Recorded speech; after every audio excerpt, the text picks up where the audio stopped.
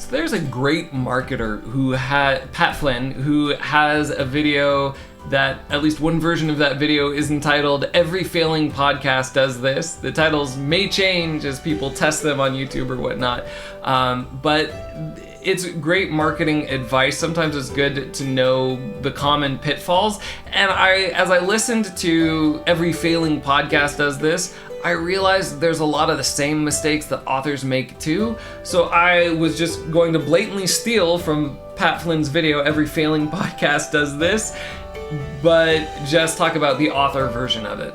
So stay tuned for "Every Failed Book Marketing Program Does This." Number 1, it's that your marketing is too broad. So this is a big thing with writers who just write what they feel or write cross-genre.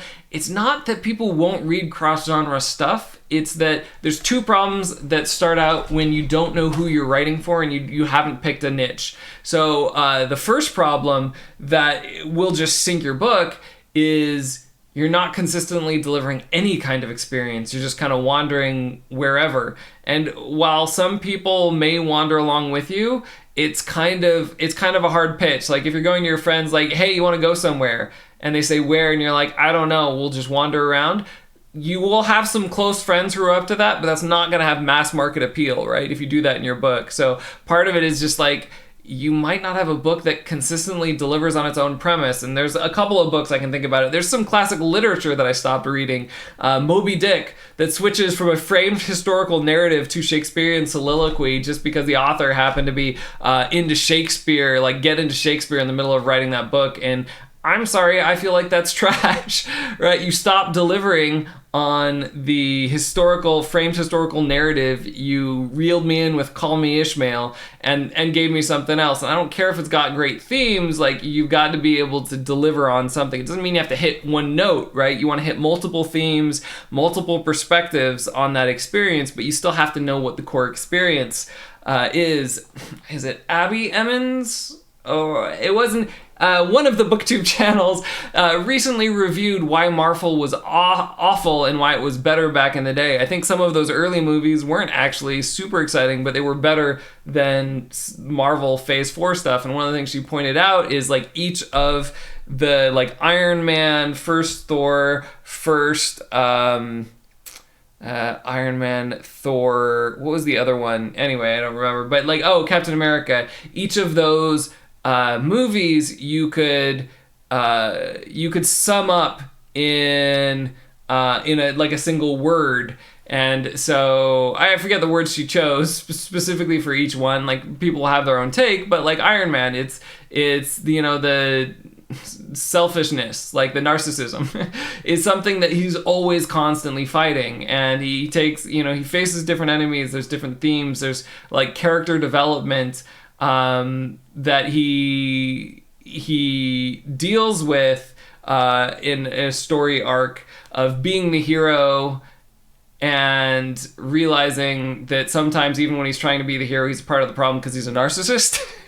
That's actually a fairly elaborate, complex theme that develops as the movies go on, but you can boil it down to something. It's always delivering on that trajectory somehow of Iron Man and his narcissism, until he completes his character arc, right? And so, that is a great example of like, all right, they knew what that was about. And as they did the Avengers, for instance, they almost gave Iron Man and Captain America opposite arcs, but they were consistently delivering on it, where Iron Man has to learn to be more selfless, work with the team, etc., whereas Captain America was more go follow the team, be a good soldier, and then he has to learn how to be independent when the machine is not working properly, and how to be a complete person, not just a soldier, etc. So, that having that consistent character arc that they came back to in all the movies grounded it, and that's kind of what you need for a novel. And if you're wandering all over the place, if your target audience is too broad, then it's just going to be the novel is going to be hard to sell. Not because people won't read cross-genre stuff, but because you don't have any through line. You do need some bones. You need some structure. Otherwise, people are going to lose interest. They might be interested in the first chapter, but when you switch and meander on to a completely different topic, completely different subject, completely different tone, you might lose them, and then you won't get good reviews. And even if your marketing was great, you won't be viral because you won't get high reviews and you won't get recommendations, etc. That was just one reason why being generic is bad. But the other is maybe you do deliver a consistent message throughout the book, but you don't know what it is and you don't know who to pitch it to. Like, that's the problem when you have a generic audience, when you don't do, for instance, audience research up front and have a specific niche. So if you have a book, for example, that's political thriller, progression fantasy, and what's another buzzword? Cozy novel. Political thriller, progression fantasy, and cozy novel. I've just been I think cozy is hilarious, so I guess it's seeping into everything. It's taking over my mind. Anyway, but if you have all three of those, you have to figure out what is the thing I'm most consistently delivering on. Is it political tension? Then even if there's the other elements, which I might, devote one moment to, here or there, I really want to hit the political thriller crowd, right? If I'm someone who reads political thrillers and I'm listening to an author and he's talking about like the cozy cast and the power level ups that the main character has, I'm going to lose interest before I realize that this is also a political thriller. Or maybe you start with political thriller, but you spend equal amounts of time talking on the other two aspects. I'm going to think when you're talking about your book, you don't consistently deliver that political thriller element all the way through. Whereas if you do, you should signal that by having your marketing materials focus on that. Your marketing materials should not be general, they should be specific, so people know you're talking to them. A book for everybody is not for anybody specifically, and people only want to buy books that specifically promises something they're looking for. Hey, quick interruption. So my mission is to fix the internet for sci-fi and fantasy creators and fan bases. I think there are reasons why it is so hard to build a following and support yourself. Mainly that like most websites aren't built for building communities and fan bases. They're built so large websites can advertise to your audience. And so that's just hugely broken and insane. It should not be as hard as it is to create a following and support yourself on creative work. That doesn't mean everyone's going to get there, but I would like more people to be able to support themselves with their creative work. That's my mission. This channel is just the beginning of that. I want to build better websites and tools. If you like and subscribe, you can help me build the channel and more quickly get to a place where I can build you tools that will make this whole business of writing thing easier. So please, like and subscribe, share. That's great. That too, yes, please. Or tell me, if this video is not good enough to earn your like and subscribe, tell me below in the comments what I could give you that would be more valuable. Thanks. All right, reason number 2, book marketing fails, is you're comparing yourself to others. Now, Pat Flynn talks in his every failing podcast does this. He kind of gives a warm and fuzzy approach that like don't compare yourself to others. You're not there yet. It's just discouraging. You're your own person. You're your own unique snowflake, and you do your own thing. You can borrow from other people, but do your own thing. I'm going to take a really practical approach on this. Borderline. I agree with him about the overlying statement, but I'm going to disagree about why this kills a lot of people. And I think it's not because comparing yourself to others is bad or inherently demotivating. I just think you're doing it wrong. So the reason why you're doing it wrong is you're probably comparing the wrong things. You're comparing like an overall lagging metric, like, number of book reviews, book sales, to somebody else, Whereas the reason why Pat Flynn says you can borrow from other people, and I agree, is it's specific. You don't want to copy. I mean, yes, in the long term, you can aspirationally want to have as many, like the quality of reviews and book sales and whatnot that other people have. Like, fine, that's a good aspiration, but it's not very actionable. But if you find someone who has the kinds of reviews and book sales that you want to look at, like, all right, what do they have in their writing? They're doing better than I am. What do they have in their marketing materials that they're doing better at? Like, what do their posts look like? I'm going to try and post more like their highest engagement posts and see what that does for me, right? And that breaks the comparison down to something actionable where you can improve and learn for somebody, and that's super helpful. So when you're comparing, don't compare yourself on like these big general metrics like number of sales or book reviews or whatnot. Compare yourself on really specific things that you could implement this week. So the third reason your book marketing doesn't work is because you don't do it. Pat Flynn has some great specific recommendations for podcasts and how to market them, but he says, one of the reasons most failing podcasts, or a lot of podcasts fail, is that they don't market.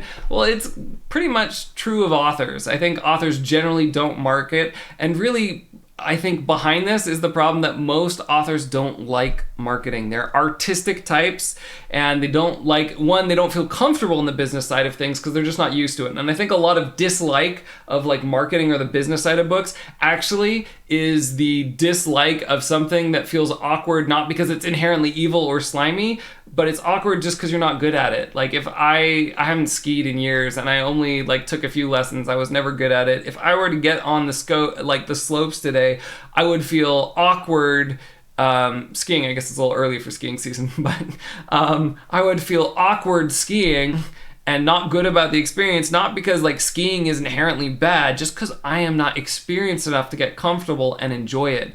And so one of the things is you just need more experience. But the other thing is you also need to find things that you enjoy about marketing, ways that you like to market, to help you get out there regularly. If you rely only on discipline to like brute force your way through something that you hate, you will burn out and you won't do it consistently, and marketing inconsistently doesn't work, especially when you're starting out.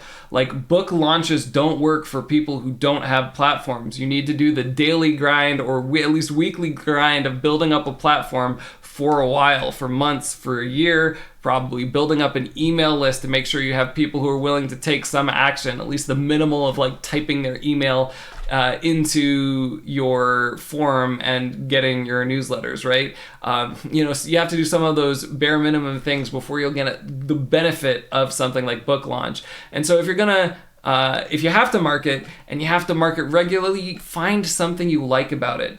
Turn it into a game. Sometimes the breaking down from the earlier step can help make this easier. Don't focus on marketing generally and doing 5 or 6 different things. Focus on one skill at a time and get better at that skill. It makes it easier, less stressful, less time consuming. But also find something you like. Find a way to geek out about it. Someone actually just resonated from another video, and I appreciated with this when I had advice that if marketing is hard for you, try marketing someone else's book, promoting someone else's book, because you have a more objective outside frame, which is helpful, and you don't have, and this is my reading into it, but like why I think it's helpful, you don't have like the head fake of am I sounding too needy or like self-importance. You're not in your own head about it. You can just find a book you like and write a pitch for it or something like that and share it. That is great practice, right? Find a way that you can practice marketing. And obviously, like, if you want to build your own following out, you're going to have to actually start doing this for your own stuff. But like, find an angle to marketing that is helpful. And sometimes actually, I've seen some of these platforms, they come together because you're a fan of the same thing. So you don't always have to actively be marketing your work. In fact, there's a lot of people that say generally only every 6th or 7th post should be directly advertising something you want people to buy or consume or whatnot. Other posts should just be content they enjoy consuming. So you could build a platform actually geeking out about someone else's work, and then just occasionally saying, hey, if you like these people just like me, if you're a fan of these people, I wrote this book, check it out. Every once in a while. It doesn't have to be every 6th or 7th, but it shouldn't be more than that, right? So there are ways to enjoy marketing is all I'm saying. If you're not doing it regularly, it's something you should do. If you're hoping to get picked up by a publisher, I'm talking to publishers and they say really the amount of involvement, the marketing that an author is willing to do definitely dictates the amount of marketing the publishing company is willing to put in as well. So like this is not just an indie author thing. This is like all authors should get more comfortable marketing. And break it down, make it small, practice pitching and promoting stuff you love to get good at it, and seeing what works and what resonates with people, and then take that to your own work occasionally. But do market. So I have to adapt number 4. Pat Flynn says failing podcasts haven't defined what a successful podcast is. There's a lot of different ways to do a podcast. However, when I talk to authors, really there's one goal every author has, and they have sub-goals. I think there's probably experiences they want their readers to have, but what is similar across all authors is all authors would love to be, almost all authors. I hear like a crazy exception now and then, and that's okay too. Some people would like to do it as a hobby, but the vast majority of people I talk to would love to make a living from their writing. And they know that most authors don't, but like that would be what a successful career is for them. And so, they have the big idea. And I think one problem with this, but probably not the most major one, but one problem with this is just they haven't thought through specifically the way a business owner would. Like if you want people to buy your books, you're starting a business. So how many books would you need to sell to break even?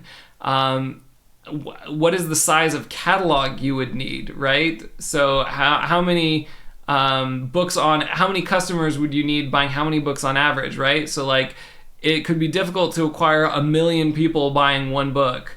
But it could be much easier to acquire 100,000 people who are true fans buying 10 books or whatnot. We probably need to adjust those numbers drastically downward. It would be hard to get 100,000 people to buy one book, but it'd be much easier to get 1,000 or 10,000 people to buy 10 books, right? And maybe merch or other things. So like thinking through that as business could be helpful, but I think the problem runs deeper than that. It's not that authors haven't defined like the business success and created a business model around like what would it actually look like, how many books would I have to sell, how much of my time would I be writing and how much of my time would I be marketing in order to sell that many books, etc. They haven't really broken that down, but I would say even more it's like they have a general long-term view of what success is, but what they need to work on are the short-term goals. Like what are the short-term successes you need to get you there? And this has a lot to do, I released a video on the author mindset.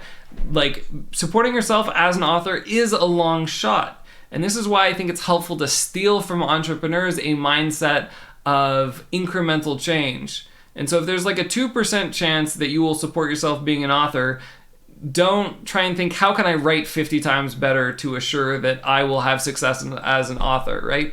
Look for the incremental wins. What are like the 1% to 2% things, like, things I could do 1% to 2% better to reach more people, to attract more people, to get them excited in what I'm doing, to buy my book, etc. And some of those will be writing and producing books, but a lot of those will be social media, and these are the commonalities, again, that come up in a lot of videos because it's what I hear from authors repeatedly, is having some form of social platform where they contribute regularly, at least like weekly, and they've been doing that typically for at least a year, and they've built up a following. But 2, the other thing that I think is really important is they have an email list. An email list is important because 1, it's a place where you can advertise your stuff, and like when you come out with future books, people who've already bought your books are the most likely to buy another one. So having an email list of people who have bought your books is money. But also, I think the other thing a lot of authors miss is you can build up a platform and have a lot of followers, but zero engagement or low engagement.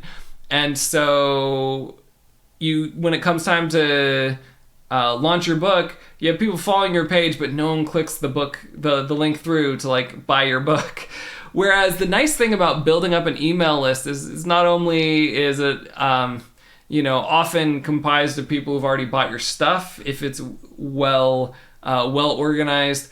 But also it's a engagement test. If you can get people to at least go to another page and put in their email for a free newsletter, then the chances are that you can get someone to go to your Amazon page or wherever you're selling your book and buy something are much higher. If all you have are people who clicked like on your page, and I did this for a failed Kickstarter before, where like I advertised and boosted my page, so I had thousands of followers and like hardly anyone clicked through to my Kickstarter. It was for like a tabletop RPG. Anyway, and that's how I learned the hard way the difference between having a big audience and having an engaged audience. And you want to go for the second every time. And an email list is one of those ways that you can ensure that you can get enough engagement to actually prompt someone to take action. So like that's one of the reasons why I think I always hear email lists. But regardless, like these are some of the medium-term successes, like having a platform, an engaged platform where people comment and repost and share, having an email list, etc. are great medium-term success items. And really what you want to get to that is going to be helpful for you in growing are what are the short-term things. Like if you don't have a following on any platform, then start and post regularly, right? That's the first thing. You could do that this week. Come up with a posting schedule, post the smallest, simplest possible content just to get used to writing content. And then as you continue in this process, you can incrementally up your success goals from just like, I posted something today, to I'm going to try and I'm going to look up a list of posts by someone who does this really well, and I'm going to use their titles as an example. And so when I post every week, I'm going to use one of these style titles, right? And then from there, like picking up success metrics of like who you're imitating, then you might start picking up success metrics like how many subscribers, viewers, comments, etc. And then when you have the platform, how many people joined your email list, etc. And then eventually how many people click the links from your email to your book, right? You want to build that up. A lot of people go straight to how many people, bought my book. And really, that's too big a question to dissect. What you need are small success metrics to grow your business. You should have an idea of a funnel, i.e., where people aren't buying your book. And for a lot of people, it's like you just don't get engagement on your posts to start with, right? You need to build up an audience and learn how to get eyeballs from somewhere. But, for other people, once you have a platform, it might be like getting people to comment and engage or getting people to click through the email, etc., to the email newsletter and join the email newsletter, right? So, those are examples of smaller success goals that I think authors are just missing. And I think if you really implement this, right, you take that incremental mindset and start like every week just tweaking your marketing goal as a writer, within a year, and certainly within a few years, you will be light years ahead of most authors. There is a great quote from Tony Robbins, and yeah, he's a motivational speaker, and I throw up in my mouth a little bit when I have to quote him, but like, this is just so perfect. I don't know if it's him originally or got it from somewhere else, but he said that everyone overestimates what they can do in a year and underestimates in what they can do to 5 to 10. For authors, this is absolutely, they overestimate what they could do in a book launch, and they underestimate the power of regularly marketing for a year plus. So, what I would say is if you are regularly adjusting your goals in small increments of things that are doable this week, if you are regularly learning and you're regularly getting feedback and acting on it, and in the marketing sphere, you would be amazed what you could do in 5 years, most likely. And one of the reasons, it's like one of the reasons why most people never get published is they don't write a novel. Like most of the people who want to write a novel never finish a book, right? For people who have finished a book, most people who finished a book never sell a book because they just never get consistent about promoting it. So that's a little bit into the last one, but I think these are related, right? One of the reasons why you don't market your book effectively is because you're focused on metrics that are way too big for you to control, and you should bring down your success goals into things you could do this week. So Pat Flynn's fifth reason why podcasts fail, I am going to agree to disagree about. I think it's a good thought. If you're skeptical like me, this doesn't quite work out. So he says, you failed because you gave up right before the uptick. All right, if you're skeptical, your brain is saying, how could you know it's right before the uptick?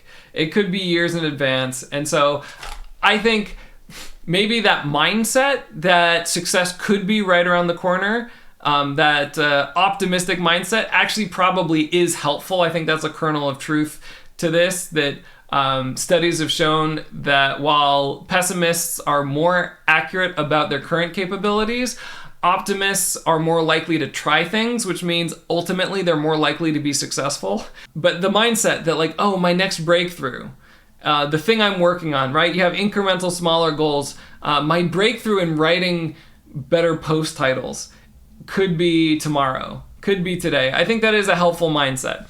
But also, even mindset aside, I think there is another kernel of truth in here, which is that success on social media platforms and marketing generally is exponential. It's not flat, right? That means at the first, there's a longer time where you're getting zero traction and it's crickets. And then each big success that you have speeds up the rate of success. And so what that means is you do have to put a bunch of time in up front where you're not going to see results immediately. So to give you an example from YouTube, which I'm using as a platform, but a lot of the same principles I think will apply to other platforms with one caveat that I'll tell you. But to use an example from YouTube, generally speaking, people say you're not going to get noticed before you have 30 videos because the algorithm doesn't know what kind of content you're producing and who wants it. And when it starts to learn that, you'll start to get recommended more. So like 30 videos, I can produce a video in 4 hours. I could just like go live and produce a video, a 1 hour video in 1 hour, which I've done with my lovely wife before on another channel, and that was fun. But generally speaking, like in terms of like researching an article, researching the content, like what do authors care about? What are issues actual authors here in Austin are talking about, comments online, etc. Doing keyword research, so my video gets recommended, it gets found, it shows up in searches or whatever, people find it in browsing. Doing that, writing the script, filming it, editing it, uploading, and adding all that information to it, and then posting it on social media. We'll say like a really good turnaround time for me on like a 20-minute video is probably 4 hours, which I'm actually really proud of. So, but even then, like to hit 30 videos, that's 120 hours. That's a lot. It's one of the reasons why if you're like developing marketing chops, a lot of people recommend text first, and I said go for that. Unless you're a crazy person like me who I just really like talking, even to a camera. I like being in this semi-dark room on a rainy day talking to that inscrutable black lens. But anyway, but whatever platform you're in, like expect to have to write hundreds of tweets before you're noticed on Twitter. Expect to write a lot of posts on your Facebook page or Instagram, etc. before you see any traction. But even though my channel's not there yet, I think around 15 or 16, I did get, I think, my first big bump. I sort of had a minor one. So like my average video gets 8 views, which I'm not sweating. I don't have 30 videos yet.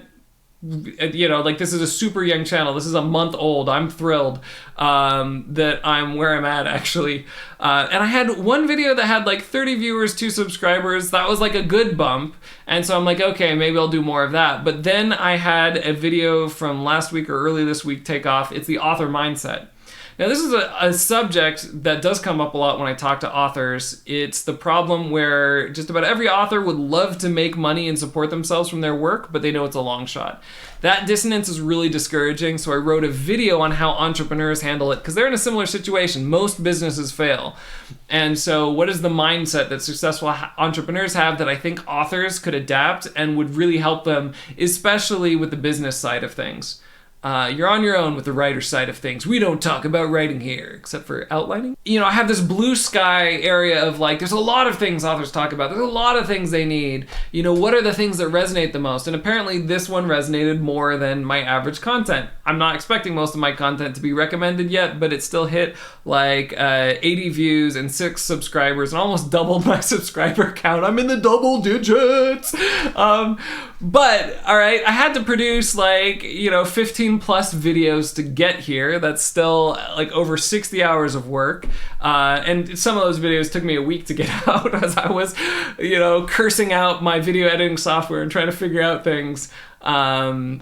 So anyway, it took me a while to get there. But again, the success rate of social media is exponential. And so now that I've had one success, it doesn't just like give me a small linear boost, it boosts a bunch of things. So now I have one video that's successful. It's probably going to continue to get more eyes than my other videos moving forward. So like it will constantly be bringing people to me to a certain extent. Probably not as much as the big initial burst, unless it's someone links to it or something like that, right? And it blows up again or whatnot. But it will probably continue to be to get more videos in its second week than my other videos get in their second week, etc. So like there's that linear boost that you would be expecting. But on top of that linear boost, since I have 6 more subscribers, every new video will be in front of more eyes. And if I don't drop the ball, if I continue to work and improve on my content and my titles and my thumbnails and make sure I'm delivering on quality in my videos, right, then all of a sudden, I've almost, like I said, almost doubled my subscribers. So I've almost doubled the eyes on what I'm doing, which is awesome, right? So that's starting to be the exponential curve, right? Where it's not just this one-time boost, but it's the rate of the ease of acquiring new viewers just got greater. And so that's exponential, but that's not all. So, and I think the biggest thing here is now I have learnings. This is huge. I know something that resonates, which is infinitely more powerful than not knowing what resonates with people. Instead of when I do my research and competitive analysis on like what are other booktubers and author tubers writing about, instead of pure blue sky, I have at least one idea I know resonates. And so I can say, what are other authors saying on mindset? How could I fill in the gaps there or add to that? So my research just got easier, more specific, and more effective. Not only did my research get easier, more specific, and more effective, but this also, like, I can look at the techniques. Was there anything else I did in the video? I can see in the video analytics, the parts, individual parts where people are more interested in. If I get enough people, I'm not sure I'm there yet, but like when you look at your audience, if you don't have enough people, YouTube gets you 0 data. But with a few videos like this, if I get enough data, I can start learning about who's listening to my channel, which is a learning I'm not getting now. So I'll have data that's just not available now. But on top of that, I also have more leverage. As someone who has, even if it's a small channel, I have a piece of content that has more validation. I can take that to other places that have a big platform and say, hey, talking to authors in person and seeing the reactions on my new YouTube channel, people seem really interested in this. I love to guest post or talk about XYZ in like on your podcast or on your blog or whatnot, right? So now I have a piece of leverage that I can share. So that one piece of content, that one success can be leveraged a lot of different ways, and it increases the speed of success, right? So the quality of my research is going to get up. I may, if I leverage this right, I may have more collaboration opportunities. So admittedly, I keep meandering on this last topic. It's been a longer video than I thought I would say, but I did just want to give you hope that like those successes happen, and that as those successes happen, if you keep learning, right? If you keep those incremental goals, you keep trying new things and learning and getting feedback, you will see that your rate of success will increase. And that's something where it's like, yeah, you don't have to be fatalistic about being an author. That, you know, oh, your chances of supporting yourself are not good. I think your chances of supporting yourself, if you continue to improve on your craft at the same time that you continue to improve your marketing like 1% every week, I think in 5 to 10 years, there is a very good shot you could be supporting yourself. So if you give up now, I don't know if you'll be giving up before the uptick, but I guarantee that if you stick with it and work the process for 1% improvements, you'll be surprised at how much of a transformation you can have. Sometimes in as little as a year, but certainly 5 to 10. I guess what I would say is don't give up now if you want to be an author. Don't keep doing the same thing, you know, writing the same book and not marketing it and hoping that someday you'll support yourself, or, you know, market when you feel like it, right? It is something you have to work on consistently, but if you can consistently stack 1% improvements, I really do think you can get there, and you will be surprised at how fast it happens once it starts happening. All right, so thank you for watching. The advantage to being one of the early adopters of this channel is you have my full attention in the comment section. So if there's something you're struggling with in marketing down below, I will absolutely comment. If you're coming back here, you know, when we're a big channel 5 years from now with 1 million subscribers, then you know, it might be harder for me to comment, but right now, man, get it while it's hot. Comment down below if you want any advice or you have questions about marketing, or just let me know what you're stuck on and I can commiserate. Because indie authors, we need to stick together, and you're much more likely to keep up the momentum and keep up not only the writing but the marketing if you reach out and you're part of the community, if you comment and see other people like you commenting down below. So keep the dream alive, and I will see you next time on the Ubiquitous Tavern.